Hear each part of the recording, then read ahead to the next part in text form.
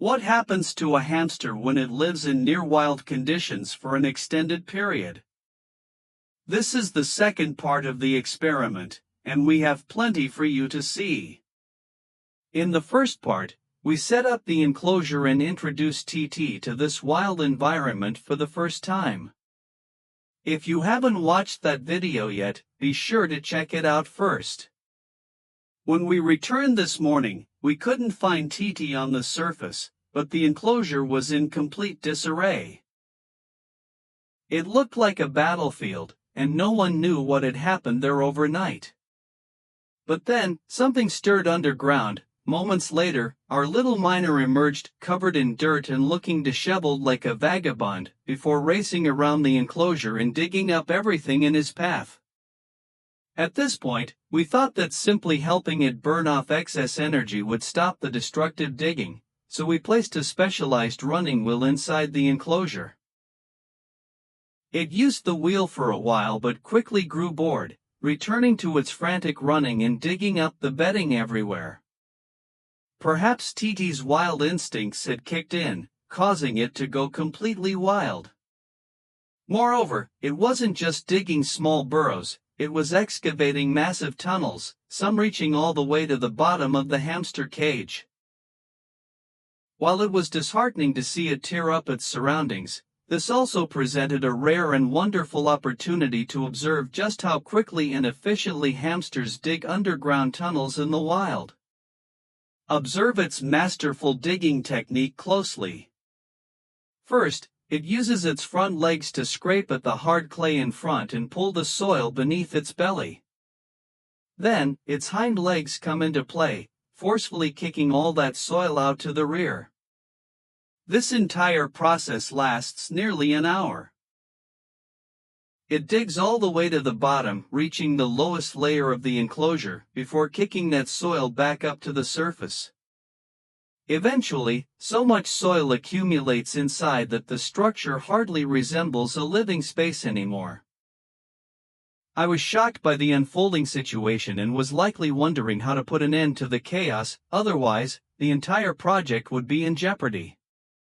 At times, it seemed like the creature was searching for something, yet I couldn't fathom what it was after or how to help. Then it crossed my mind, perhaps it was simply hungry? I picked up a small worm and offered it. TT immediately snatched it up, calmed down, and began to munch away. Seizing the moment, we gave it another worm, which it happily devoured as well. Once fully satisfied, it sat down, stretched its legs out in front, and perhaps at that very instant seemed to realize what it had just done.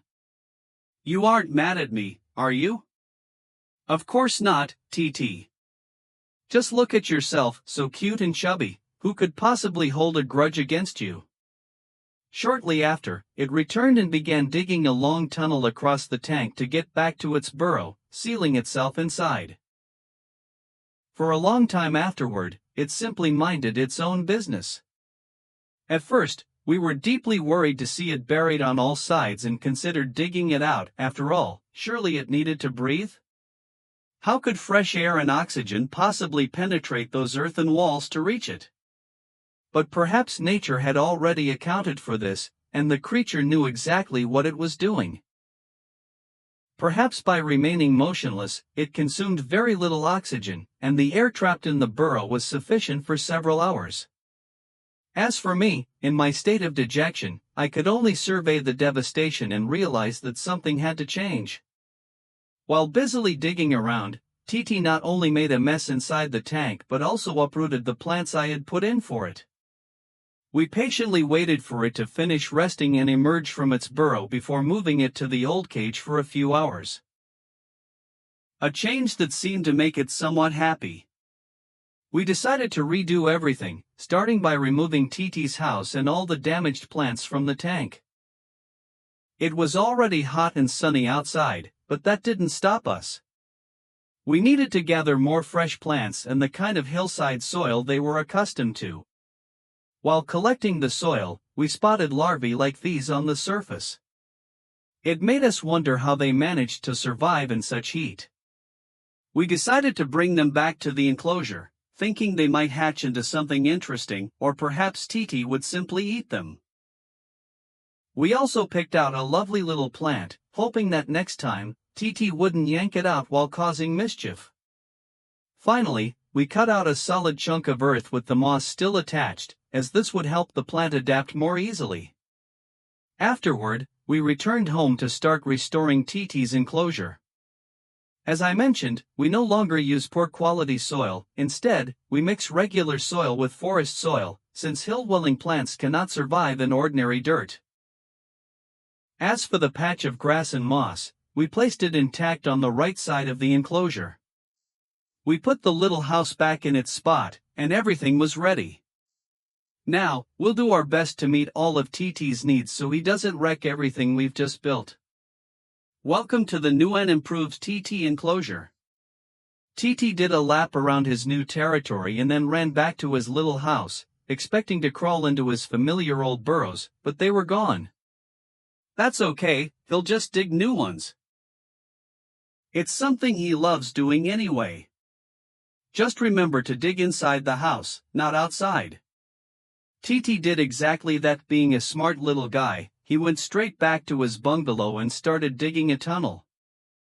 Does anyone remember that TT's original cage contained 2 red bushes? We decided to keep up that tradition and decorate little TT's home. At first, he wasn't keen on the idea and kept eating them, causing them to lose some leaves. Then, at one point, the bushes vanished from sight, leaving only a faint reddish hue. Something had happened. I feared it was TT's blood. But it turned out to be those red leaves. TT had torn them down, chewed them to shreds, and scattered the pieces all around him. Perhaps he didn't appreciate the value of those bushes. To him, they were simply nesting material. Hamsters are primarily active at night while humans sleep, and we were no exception. So, we decided to set up a hidden surveillance camera to keep an eye on TT during the night. I carefully checked the entire perimeter of the fortress for any gaps and turned on the camera to begin continuous nighttime recording. What would happen next, and how would TT behave when no one was watching? We will find out soon in the next video, and if you subscribe to the channel, you certainly won't miss it.